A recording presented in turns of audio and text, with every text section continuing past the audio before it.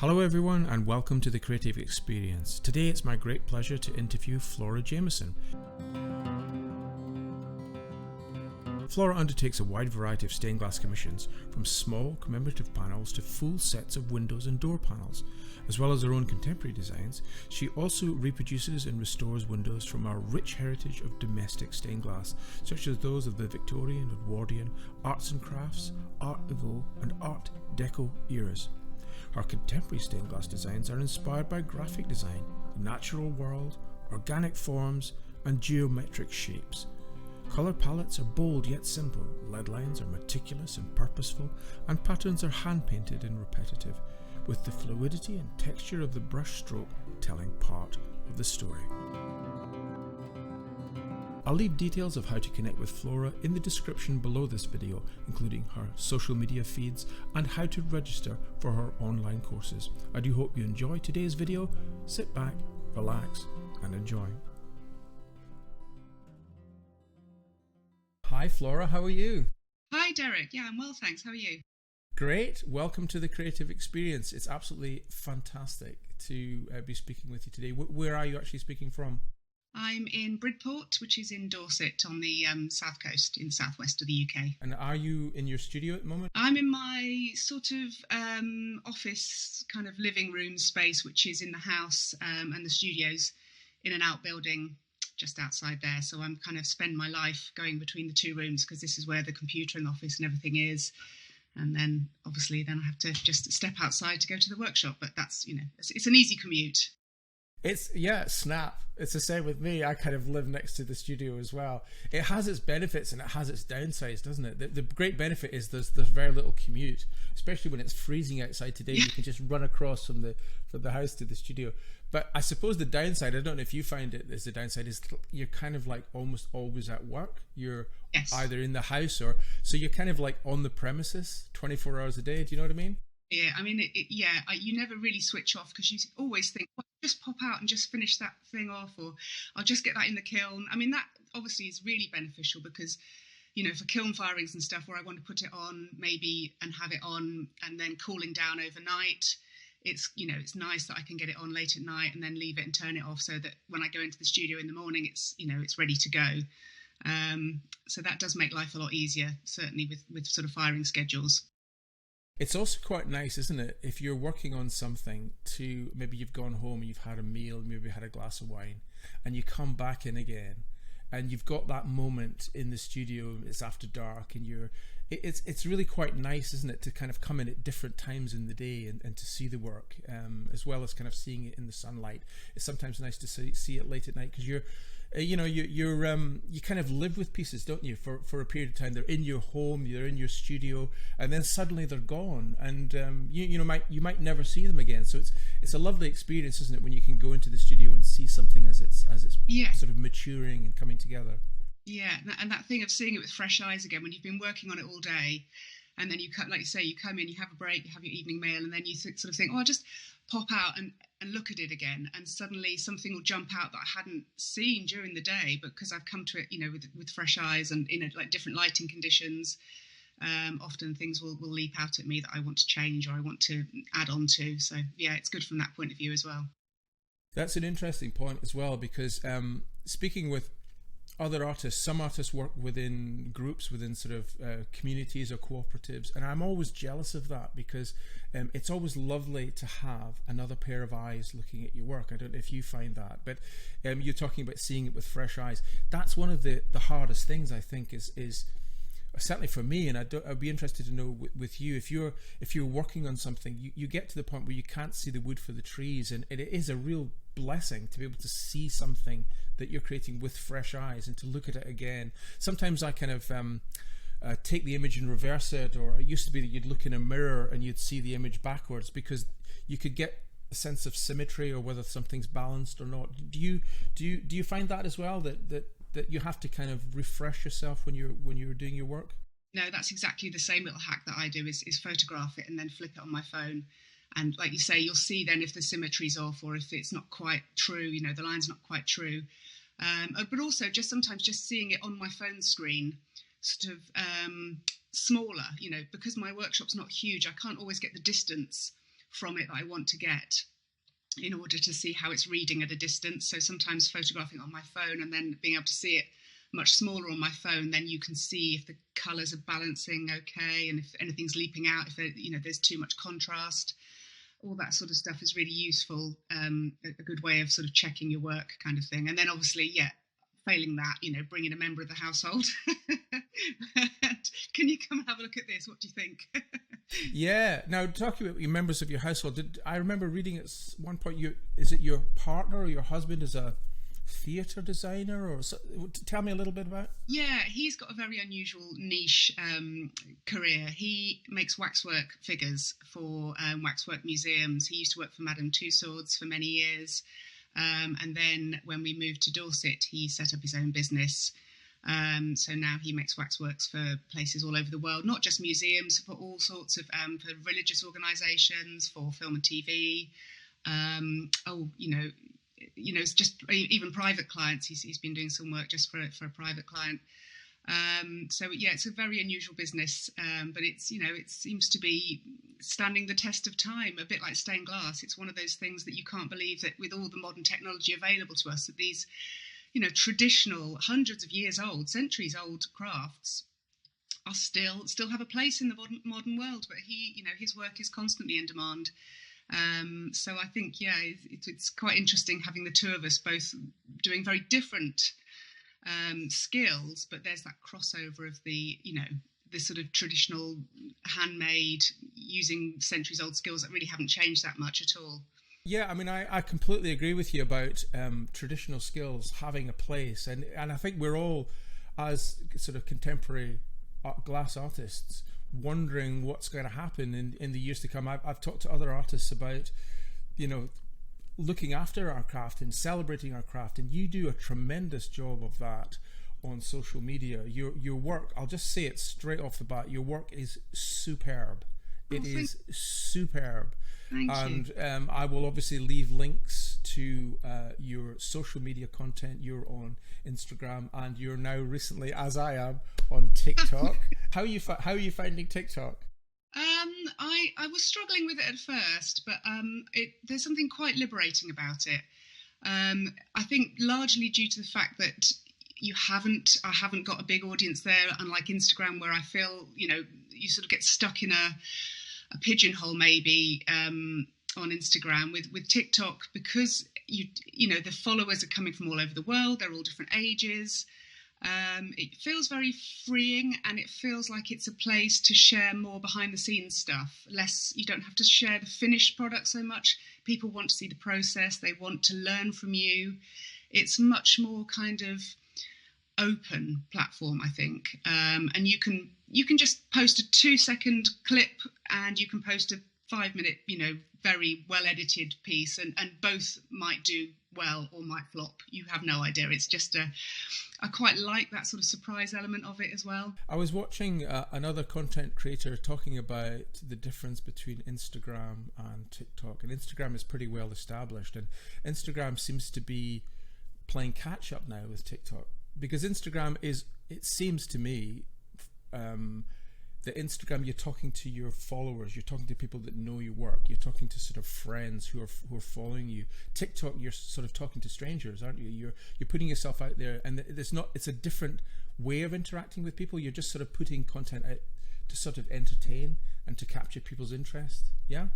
And that side of it, I do find a little bit tricky, because there's an element of performing in TikTok that there isn't on Instagram, and you have to sort of bring a bit of character to it. And as someone who is used to just being on my own in a workshop, I'm still kind of keeping myself behind the scenes a bit. I'm not quite ready to do the big ta-da yet, but some of the accounts that I found on TikTok that I really love are actually much quieter, gentler, sort of more process showing, just beautifully edited little clips of work in progress, and all that side of things. I think there is a place for that. I don't think you have to be all singing or dancing actually to do well on TikTok. You can just be good at your craft and just show your passion for your craft, and I think that will come across as well. So talking about your craft, tell us a little bit about how you started, Flora, in stained glass. So it was a sort of pivot, really, or not really more than a pivot. It was a kind of complete change of direction. I had done art up until A level and really enjoyed it, but didn't feel that I wanted to go to art college or wanted to do art as a career. So I chose media studies because I was also interested in TV, magazines, all that side of things, which obviously, is, as turned out, has ended up being quite useful with social media. But for a while, I thought I wanted to be involved in sort of TV production or magazine production. And that's the direction I went in. But then I quickly realised that actually it wasn't for me. It was very competitive, everyone was very ambitious, very fast-paced, and also, it wasn't hands-on, and I missed being hands-on. So I did a couple of jobs, when I first started out, when I first moved to London, and I was just doing sort of studio administration work in creative environments, which was interesting work, and it gave me exposure to lots of sort of creative people. So I was working with photographers and graphic designers and illustrators. And that gave me the confidence to think that maybe I could earn a living as a creative person when you see that, here are people making a living from their artwork, from their skills. And so I decided that I would learn, I needed to train and do something very, very specific and have a sort of niche skill. And I liked the idea of doing something traditional, but I didn't quite know what that was going to be. And then one day I was in the design library of the studio that I was working in, and I was sort of reorganising it and tidying it all up. And I found this beautiful book on stained glass, and I was just blown away by it. And I was like, wow, stained glass, that's something I could do. I could maybe, I don't know. So I just sort of looked for an evening course to try it, to see if I liked it. And I just loved it. I, really felt that it ticked so many boxes of the things that I was interested in. It was, it was to do with sort of colour and history and interior design and old buildings. It was all those things that I really have always had a sort of interest and a fascination with. And so I then decided to sort of persevere and try and, make my way over towards a stained glass career, which wasn't that easy because by that stage I was in my mid-20s. So I had to sort of do it alongside earning a living. So it was things like evening classes and part-time courses, and then just getting a Saturday job, an unpaid Saturday job in a stained glass studio, and just sort of bootstrapping it really, just kind of pulling together as much information as I could, going to any exhibitions I could, meeting anyone I could who was a stained glass artist to chat to them. And eventually I did get a part-time job in the stained glass studio where I was doing the Saturdays. And that started off as sort of 2 days a week, and then it was 3 days a week, and then eventually it was full-time. And so that's where it was kind of like an informal apprenticeship, really. I sort of had to relearn all the things I'd learned at college and evening classes, because although, it was stained glass, it was very much a hobbyist approach to stained glass. And obviously when you work in a studio, it's a lot more technical, and you have to learn all about the sort of fitting side of things and measuring and working with architects, working with interior designers. So it was a much more rigorous introduction to being a stained glass artist. So yeah, it sounds as if you had what would be called a very traditional apprenticeship. Yeah, that's right. And it's, it wasn't easy. I think I must have written to about 30 studios in London and in the home counties. I was quite happy to travel, and this is, pre-internet days. This is in the sort of mid-90s, I guess. So I literally, wrote letters and posted them to studios like some kind of, I don't know, enthusiastic person. And I think about 3 got back to me, and one of them was sort of nearer than the others, and was easy for me to travel to. So that's the one I work with. And actually it turned out to be a really nice place to work, because it wasn't huge. There was about, I guess, maybe 5 or 6 people working in there in total, but not all the time. But what that meant was that you got to do a bit of everything, because it wasn't like a huge studio where everyone had their roles that they had to do and you just got stuck doing leading or cementing. Everyone did a bit of everything. So we all did our stint in the cementing shed, and we all did a bit of on the bench. And we did, when I first started there, we had a chap that worked there that also did the glass painting. But after about a year, he left quite abruptly. And so the boss was a bit like, right, we're short of a painter. Does anyone know how to paint? And because I'd done a bit at college in the evening classes, and also because I had an art background, I was sort of like, well, I'll have a go. So then he sort of gave me a stack of stained glass books and said, there you go, read through those. This is how you do it. See what you can do. So I had thrown in at the deep end. Yeah, exactly, thrown in at the deep end. And I mean, amazingly, obviously, actually what I had was a really good training, because most of the work, because it was a studio in South London where there's lots of Victorian, terraces of houses all with their original stained glass in, most of the work I was doing was painting Victorian domestic, the little birds that I still do nowadays, plus all the sort of other decorative paintwork. So it was just copying from originals, which is a really, really good way to learn, as you probably know. So it ended up being, a really good training. And I also had a few, like I say, I had some books that I worked from. One of them was particularly good, which I don't think you can get anymore, but it had a fantastic page of exercises, brushwork exercises, to get your hand sort of being able to do smooth curves and straight lines, and to go from thin to thick, and part of the thing was to get a piece of, say, an A4 size piece of clear glass, and just practice, a bit like practicing handwriting, practicing all these little cursive marks, and then wipe them all off and do it all over again. And so I used to do that every evening. I'd do an hour's practicing every evening, just to really get my hand, to get those movements, that muscle memory that you need for glass painting. Well, that comes across so well in your videos when you put these beautifully crafted videos together on social media. I mean, that's how and most people sort of interact with you, is to see your videos, and your brushwork is immaculate, and it's one stroke. It's kind of not redoing it. It's that lick, that twist, that, as you say, that muscle memory. And it's very difficult to do, because you've got to get the weight of the paint right, you've got to get the fluidity of the paint right, so it doesn't blob, it doesn't become too thin. I still do it now. It is not easy. The glass is so unforgiving. There's no because it's not porous. If you've loaded your brush up with just a little bit too much paint, the first thing you're going to get is a big blob. And it takes, sometimes it takes 3 or 4 attempts of when I'm starting a new, the blank canvas syndrome of like the first brushstroke is always a bit like the first pancake is always the worst. The first brushstroke is always the worst, and it takes 3 or 4 goes before the paint has sort of settled down to the right consistency, and my I've warmed up, and the brush has become, has absorbed the right amount of paint. So it's never.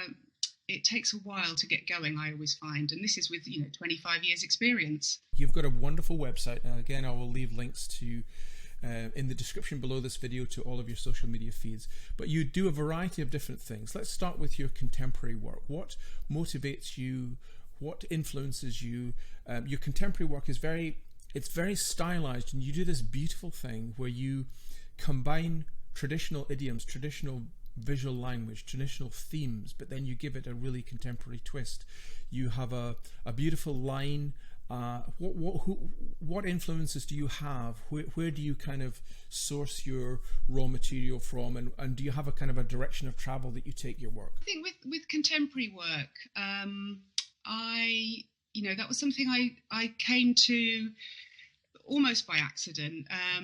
When I had moved to Dorset and was sort of setting up my own stained glass business, and then it hadn't really occurred to me that Dorset doesn't have the sort of tradition of Victorian stained glass that I was used to working with in London. And it's really just, little thatched cottages, maybe with a few leaded diamonds, but there really just isn't any sort of, not huge amounts of sort of traditional stained glass apart from churches. So I had to think sort of outside the box about how I was going to continue my career. And at the same time, I had 2 small children that I was bringing up, so I couldn't really do big projects anyway, because sort of site visits and buying glass and all those things were problematic. So I started, I thought, well, I'll just make small things online, sell them online, because that was a sort of, newly emerging market, things like Etsy. and things like blogging and social media was just starting. So it seemed a good way to firstly keep my stained glass skills up while I was sort of, for the most part of the day, I was, being a mum. So just in the evenings when the kids were in bed, I would then go out to the studio and make little pieces. So it was, what can I achieve in a very small window of time? What can I make that looks different to what I'm already seeing out there? What will capture people's imagination? What feels that it's part of the zeitgeist? And at the time, I was sort of influenced a lot by kind of looking back to my childhood as well, because obviously with my children, we were reading a lot of my old children's illustration, children's books that I had read as a child. So children's illustrators like Maurice Sendak and Dick Bruner, who did the Miffy books. So I was looking at lots of bright colours, lots of bold outlines. Even things like when I got a bit older, we were reading, cartoons and comics, the Beano, and I really could see how that sort of graphic illustration style with the black outline and then the bold, punchy colours could translate to stained glass. So that's what I started trying to do was get that kind of graphic, slightly retro, maybe slightly Scandinavian look to my work, and make small pieces that I was then selling online on Etsy and Folksy. And then I started to get more and more inquiries for, could you make me a whole front door in that style, or could you make me a bathroom window? So things started to then sort of snowball in that direction. Yeah, so for a while I was doing mainly contemporary actually, and just a few of the sort of more traditional work for other studios that I had already knew, sort of ex-colleagues that I'd worked with previously who had their own businesses, so they were using me to paint bird roundels, but I really wasn't doing much of that kind of work at all. It was all contemporary. I mean, I'm looking at one of your pieces here on this one here. I'm getting a real Sergeant Pepper feel to that one. Yes. Yeah, I mean, that was an interesting commission because the client had quite strong ideas about what he wanted. He is an art collector, but he specifically likes to collect artists at the beginning of their careers. So he also has a whole art foundation to support emerging artists as well. And he approached me, and he'd seen the Hockney window in Westminster Abbey, and he was very inspired by that and wanted something with a similar sort of punchy contemporary feel to it. But he also said, bring your own style to it as well. So it ended up looking, very much kind of quite psychedelic in a way. The finished piece, which I really liked, actually. I was very pleased with how it turned out. Do you have artists that you follow that kind of give you some inspiration that are not specifically glass artists? Yeah, I mean, actually, I think probably most of my inspiration come from, outside of the stained glass world, just because I think if you're looking at other stained glass artists, then you're in danger of, all the styles looking very, very similar. And if you want to look different and develop your own unique voice, it's important to look at other artists. Looking back at kind of more established, sort of well-known artists, pop artists, I've always been a big fan of Roy Lichtenstein and Patrick Caulfield, and like I say, sort of children's book illustrators. And then also I really, I love all the arts and crafts school of artists, so William Morris, Burne-Jones, Charles Boise, where you've got that beautiful sort of celebration of nature in their work, and that symmetry, but it's all quite stylized. It's often very sort of simplified, sort of natural forms broken down into quite simple lines, and then there's that repetition, and you get this kind of amazing explosion of beauty, really. So that's another influence in my work is trying to create that sort of joyful feeling when you look at a piece of work.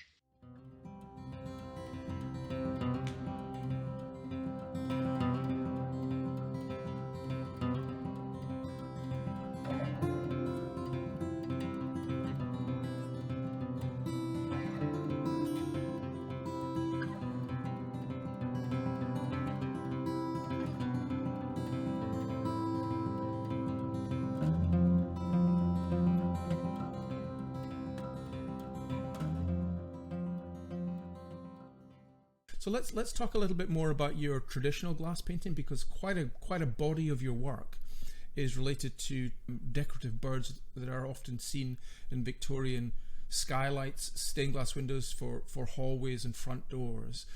Does that occupy a large part of your output? Yeah, and it seems to be increasingly so, actually. I mean, the birds have always been something I've just done as, I enjoy doing them. I am, a secret. I do like to watch the birds outside, and, whenever I'm out on a walk, I'm always sort of having a look to see what I can find. So I am quite a bird fan, bird nerd. So that's something I've always enjoyed doing. And I think just, the thing about when you share stuff on social media is that, when you start to share something, people see it, and then that becomes what you're known for. So then more people, commission that kind of work. So at the moment, it does feel like I've sort of gone down a rabbit hole of doing a lot of traditional, Victorian style birds, which I actually really enjoy. And that it's nice work. It's, it's kind of, it doesn't, because I'm working with other studios generally, so they'll come to me and or sometimes, it varies. Sometimes the studio will come to me and they'll just commission, a few birds for a project they're working on. Sometimes, someone who's renovating their front door will come to me and say, we live in the north of England. We're getting a local stained glass studio to make the stained glass. Could you do the bird roundels for us? So it's a sort of variety of ways of working. But I do think it's quite funny in a way, because when I was first doing my evening courses when I lived in London, and I was really, excited about contemporary stained glass, and that's really what I wanted to do, and that's what I was looking at, and I was sort of fascinated by. And at the time, I was living in this ground floor flat that had a very run-down front door, which did have the original stained glass in, with the two bird roundels, and both of them were broken with cracks across them. And I remember every day as I used to leave the house to go to work, I'd think, I must have a go at repairing those. And I never did. And I also used to think, anyway, I don't, they're a bit twee, those birds. It's not really the kind of work I want to be doing. And, here I am 20 years later. I just counted up actually last night. I've done over 40 bird roundels this year. Talk us through your design process. I mean, when you're creating your either contemporary work or traditional work, how does it begin? Do you start with a sketch, something? Do you work ideas out on paper? Do you transfer to computer? I've seen from some of your videos that you do a lot of really interesting hand drawings. I mean, how do you what's the kind of process, the workflow to get to the finished product? How do you just talk us through that process?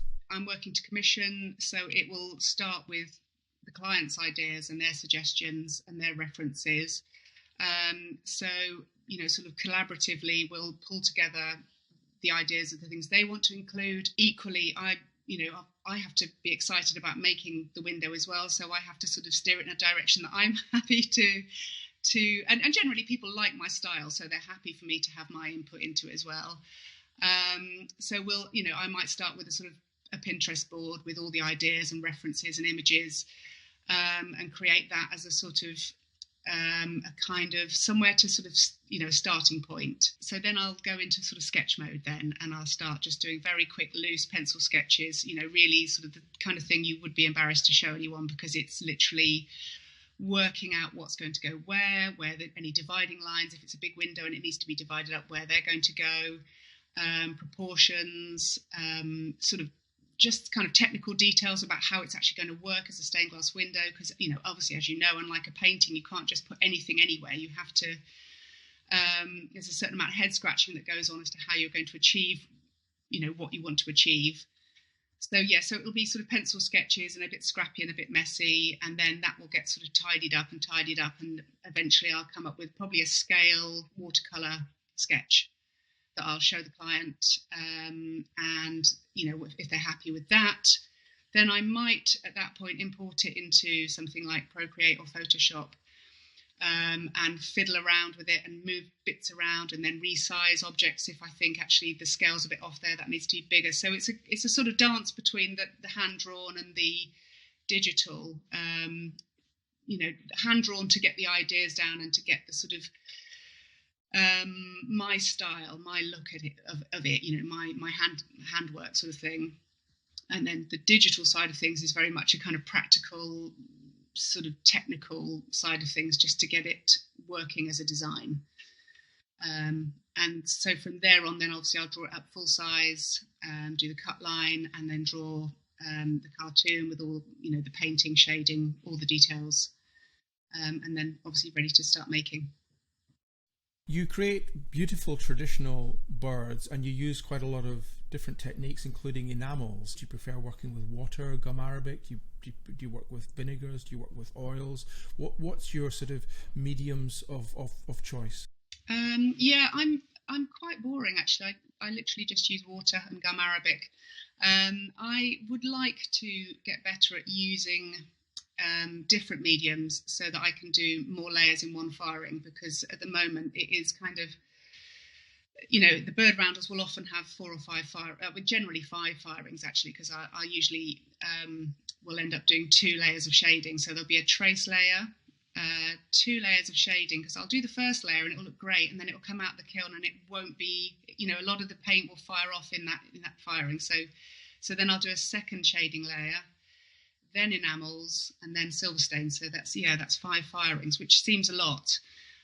And I did a course recently with Ellen Van Dyke, who I think you interviewed. I did her portrait painting class. I went over to Holland to do that because, firstly, because she's an amazing portrait painter, and I really wanted to learn, her techniques for that. But secondly, because I knew she did this sort of multi-layer painting technique, where she will paint 2 layers using water, and then she'll do a sort of lavender oil layer, and then another layer on top of that. So she's firing sort of 3 layers in one. But needless to say, since I've come back to my studio, I've just, because I haven't got, you have a workflow, you have a way of that you do things. In order to change it, it's like it messes up your workflow a little bit.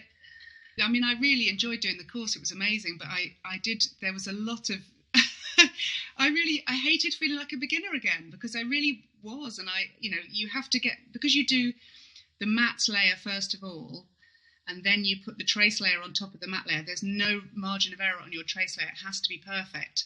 And I'm used to it not being perfect and being able to go back and sort of tidy up any bits I'm not happy with. And of course you can't do that. So it gave me huge amounts of, even more respect for Ellen than I already had. The fact that she just does these trace lines, perfectly right off the bat. But also it made me realise how much of a sort of, but also that, that sort of softness of line you get with those multi-layered techniques is really, really lovely. And actually, I would like to try and bring more of that into my work, where you get the sort of trace line kind of bleeding into the mat underneath it a little bit. And often when I'm looking at old windows where I'm painting a new piece to replace a broken piece, I can see that's the technique they've used. So from that point of view, I will be able to use that, where I'm trying to match that technique where it sort of bled into the layer underneath it because it wasn't fired. At least I will now know how to achieve that effect. So again, it's been useful from that point of view, from a sort of restoration point of view. You have recently started what looks like a very interesting online course with Domestika. Can you tell us a little bit about that? Yeah, so they reached out to me. I hadn't really thought about teaching, certainly not in person, because I don't really have the space in my workshop and I haven't got extra tools. So doing in-person courses was something that I'm not able to do at the moment. So when they reached out and suggested doing an online course, I was really excited about that, because partly it means, that it's accessible to anyone, anywhere in the world. And secondly, it makes it affordable, because in-person courses can be expensive. And if you just want to learn the basics and get an overview of how stained glass windows are made before you commit to an in-person course, or if you have had some experience and you want to sort of polish up your skills and you want to get some really good sort of cutting and leading techniques, it was a great way that I could sort of show my skills, sort of professional stained glass making skills, that's accessible for everyone. So I really sort of pulled together all my, sort of tips and tricks from 25 years in the business, and, sort of taught people that, that, it starts, each process affects the next stage of the process. So, it starts with good design and designing your window so that you can make it easily and well. And then the next step is cutting well. So cutting your glass so that you can then lead it well, and then leading well so that you can then solder well, because each one impacts the next stage. And if you don't start with good design, you're not going to end up with a good window. So that was something I really wanted to build into the course, which I think we achieved, actually. I think it worked really well. And they're a great company to work with. They're super nice people. They do a really good job of filming it. It was great fun to make, actually. If something is well produced and digestible, it's a fantastic way of kind of communicating the skills. And I think it's really important, isn't it, that we kind of pass on the skills to future generations. I've talked with other artists about the future of glass and the future of stained glass, and I think it really is really exciting when creatives like yourself step up to the plate and say, look, this is how I do it, this is sort of best practice, because I think the idea is to try and bring people in who might not get access to it through art colleges, or might not get access through traditional apprenticeships, as you were able to do. Where else are they going to learn other than things like online courses? They seem to be the way forward. Yeah, I totally agree. I think it's a really good way of expanding everyone's knowledge, not just beginners, but even, I am interested to see how other people make their windows, and we can all sort of cross-pollinate and learn from each other, because I think with the way that the stained glass industry is going now, where certainly in the UK, the larger studios are generally have now closed, shut up shop, and everyone's sort of gone off to their own little workshops. We're all just working on our own. And, it's nice to sort of pool that collective knowledge and pass it on to the next generation. So moving forward, what are your sort of longer term plans? You've established yourself in a variety of areas at the moment. Are there still things that you'd like to do, areas that you'd like to explore creatively? Yeah, I think something I've done a little bit in the past but would love to do more of is collaborations, working with other artists, different disciplines, and producing a stained glass piece, working with somebody else perhaps to their design, and then translating it into a stained glass window. I think it's a really exciting way of working. I think it makes you think outside the box. You can get very used to designing for stained glass, and then when someone comes along who does not have that experience and does not have that kind of framework of how you have to design the piece, it can make you think much more creatively. It can make you think of solutions that you hadn't, had to think of before. And it can often spark a new way of working. So that's always really exciting to do. And I think it's that thing of just working on your own in a studio. When you're working with somebody else, you've got two heads on the job. You've got that kind of backwards and forwards dialogue. So that's something I'd like to do a lot more of. And I've already kind of had sort of vague conversations with a couple of people about potential collaborations next year. So that's something I'm looking forward to. And then the opportunity to travel more would be amazing. I think actually, sort of 2019, I did do quite a lot of travelling with work. I had a job up in Scotland, a job in Ireland. I had some work that I didn't actually get to go there, but the stained glass went to France. So that was great to see my work sort of going further afield. And then, of course, COVID hit, and things haven't really recovered on that side of things yet, but hopefully I think things will start. I mean, it has just been such a strange time anyway. It's been kind of COVID and then cost of living crisis, and things have not quite bounced back to where they were in 2019, but I'm optimistic that things will start moving again, hopefully in the next year or so, when things get back on an even keel. When I talk to artists, I always like to ask them to perhaps talk about 3 significant or important projects that they'd like to share. Do you have 3 projects you'd like to share with us today? Yes. So I guess one of the biggest projects I've worked on was for a client in Dublin, and he was doing a big renovation of a period property, and he wanted to include lots of stained glass in it. And he was quite open with the brief. He just gave me some sort of loose suggestions for, the theme of the windows. But other than that, the design and the style was up to me. There were 3 windows. There was one which was in a big sort of open plan kitchen, which was probably my favourite one of the 3. The theme was a garden design. with a pond and lots of, beautiful flowers and plants and a few sort of hidden insects, and there's a little frog. So I really enjoyed designing and making that. It was a real sort of celebration of nature and of the beauty of a garden. It's such a simple thing, but I really enjoyed, it felt like playing at being a garden designer, because I could decide where all the plants went. And and there's a big sort of sweeping apple tree coming down from the top. And again, lots more little insects hidden in the tree. And then he also asked for some, for his children to find, because these children were sort of quite young at the time, some Studio Ghibli characters. I don't know if you're familiar with Studio Ghibli. They're an animation studio, Japanese animation studio. And they've made some really wonderful children's films with fantastic sort of stories that are uplifting, but a little bit dark in places, as all the best children's fairy tales and stories are. So I hid some tiny little characters of theirs in the undergrowth. I mean, they're literally 15 millimetres high. And he didn't tell the children they were going to be in there. So he was sort of hopeful that, as they were just sort of looking at the window one day, they'd suddenly spot their favourite little character. So that was really fun to do. I really enjoyed working like that. And then the other window I did for him, which was great, was this huge window with a sort of Japanese theme, with a big contemporary wave design, with lots of sea creatures underneath it, and sort of cherry blossom in the sky. That was great fun to do. And then the third window, he kind of left it up to me to do what I wanted to do and do more of my own style. So I did some of my contemporary birds, which I do in that very sort of clean graphic style with just the line work.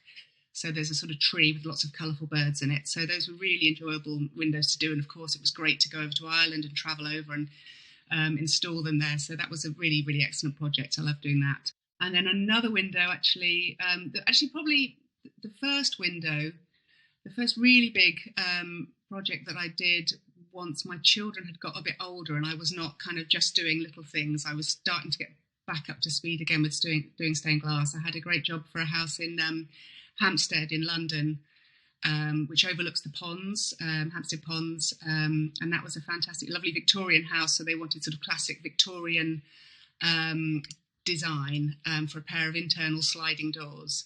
So I did a kind of sort of arts and crafts, William Morris-esque design of the pond and a pair of swans, so that as the sliding doors closed, the swans kind of drifted together. So that was a fun, really nice, fun project, and I think it looked great, actually. I mean, they had an interior designer who did the whole of the interior. So once the whole project was finished, it really just looked looked fantastic, looked great. It was a lovely old grandfather clock and a leather armchair and the stained glass. I was so pleased with how it turned out. And then last of all, a more recent commission is an oval window, which is actually going to be backlit with an LED light source, and this is for a powder room, which I'm not really sure what a powder room is. I think it's a kind of dressing room type thing, and that's again for another house in London, and they wanted a cherub, a sort of classic Victorian cherub. So that was a really nice project to work on, because although I have done lots of faces and portraits, it's not something I do regularly, so it was a little bit outside of my comfort zone of sort of birds and flowers to do a little cherub. But I really enjoyed the process of sort of pushing myself and challenging myself, and I did do a lot of firings on it, because I kind of was wanted it to be just perfect. I wanted it to look absolutely just like that sort of traditional Victorian style of painting. So it was kind of a lot of trial and error of sort of adding a bit more shading, refiring it until I was happy with it. And I think the final piece, because there's a sort of, it's a cherub holding a garland of flowers, which were all done with coloured enamels. So again, that was, a few firings just to get the enamels, the intensity of the colour. Because I find with enamels, if you apply them too thickly, first of all, they can go a bit kind of almost like nail varnish. They don't look, it's much nicer to build it up in thin layers to get that kind of rich intensity of colour. So again, that was, a few firings on that. But again, the end result, really, really happy with it. And hopefully, I haven't seen it installed yet, but hopefully I will get to see some pictures of it once it's fitted. Well, Flora, I've really, really enjoyed speaking with you today. It's been fantastic to just touch base with you and discover a little bit more about your methods and your creativity and your plans for the future. So thank you so much for joining me here today. Oh, thanks so much, Derek. It's been really great to chat to you, and I've obviously followed your work for years, so it's fantastic to connect with you like this and have a good chat about it all. If you enjoyed today's interview, we have lots more artist interviews on my YouTube channel. Click the link you see on the screen. Thanks for watching. Please leave a like if you enjoyed it, and leave comments and suggestions for future artists whom you'd like me to interview. Thanks again. Bye for now.